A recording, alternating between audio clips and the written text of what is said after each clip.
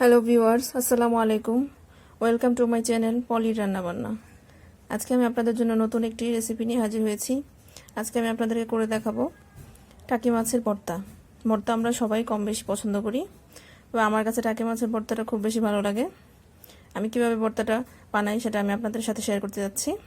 দেখুন, আমি এখানে কতগুলি টাকি মাছ নিয়েছি। এখানে আমি অল্প পরিমাণে লবণ এবং অল্প একটু হলুদ গুঁড়া দিয়ে নিয়েছি। এখন আমি এটাকে মাখিয়ে নিব ভালো করে। মাছগুলিকে লবণ আর হলুদ গুঁড়া দিয়ে মেখে এগুলিকে আমরা ফ্রাই করে নিব।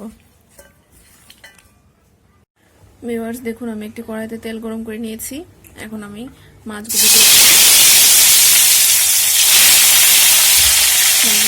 ফ্রাই করে নিব। সবগুলো মাছ দিয়ে দিয়েছি। ভিউয়ার্স, দেখুন আমার মাছ ভাজা প্রায় হয়ে গেছে। এখন আমি মাছগুলিকে তুলে নিব। ভর্তা করার জন্য যেই শুকনো মরিচগুলি ইউজ করব, মরিচগুলিকে আমি হালকা একটু ভেজে নিব। ভিউয়ার্স, দেখুন আমি মরিচটাকে হালকা করে ভেজে নিয়েছি। এই যে দেখুন হয়ে গেছে আমার মরিচটা ভাজা। এখন আমরা পাটায় বেটে ভর্তাটাকে বানিয়ে নিব। এখন আমি মরিচগুলিকে প্রথমে ভালো করে বেটে নিচ্ছি।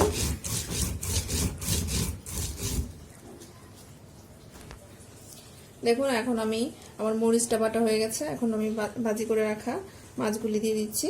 মাছগুলিকে এখন আমি বেটে নিব।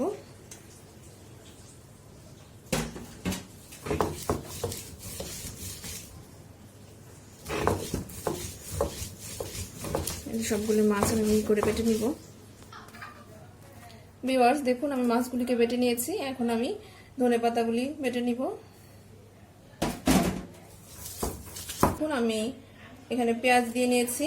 আমি আসলে ভর্তায় ছোট ছোট পেঁয়াজগুলি ইউজ করি, কারণ ছোট পেঁয়াজগুলি ইউজ করলে ভর্তা স্বাদ হয় ভালো। এই দেখুন আমি এইখানে 8-10টা ছোট পেঁয়াজ দিয়ে নিয়েছি। এখন আমি এখানে দিয়ে দিচ্ছি লবণ। লবণটা আসলে পরিমাণ করে দিতে হবে, কারণ আমরা মাছ ফ্রাইয়ের সময় লবণ ইউজ করেছি। এখন আমি পেঁয়াজগুলিকে এরকম হালকা করে নিব, ভেঙে নিব। দেখুন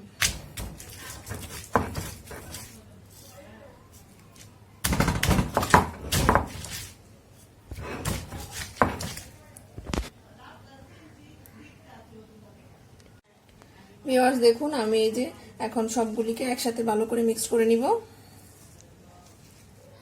মাছ, মরিচ বাটা, ধনেপাতা বাটা এবং থেতলে নেওয়া পেঁয়াজগুলিকে আমি এখন ভালো করে মিক্স করে নিব, যাতে কোনো কিছুই ধলা পেতে না থাকে। আমি সুন্দর করে এগুলিকে হাত দিয়ে ভালো করে মিক্স করে নিচ্ছি। দেখুন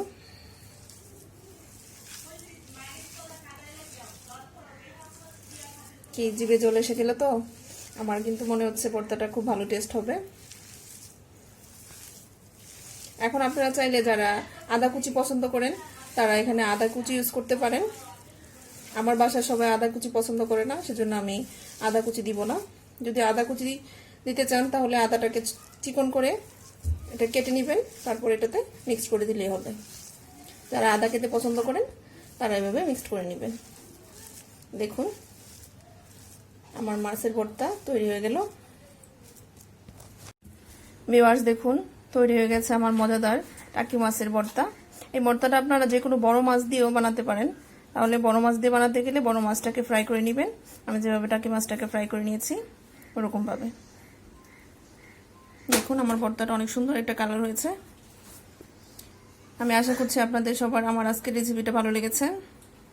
যদি ভালো লেগে থাকে তাহলে আমার চ্যানেলটিকে সাবস্ক্রাইব করবেন। আজকের মতো আমি বিদায় নিচ্ছি। আল্লাহ হাফেজ।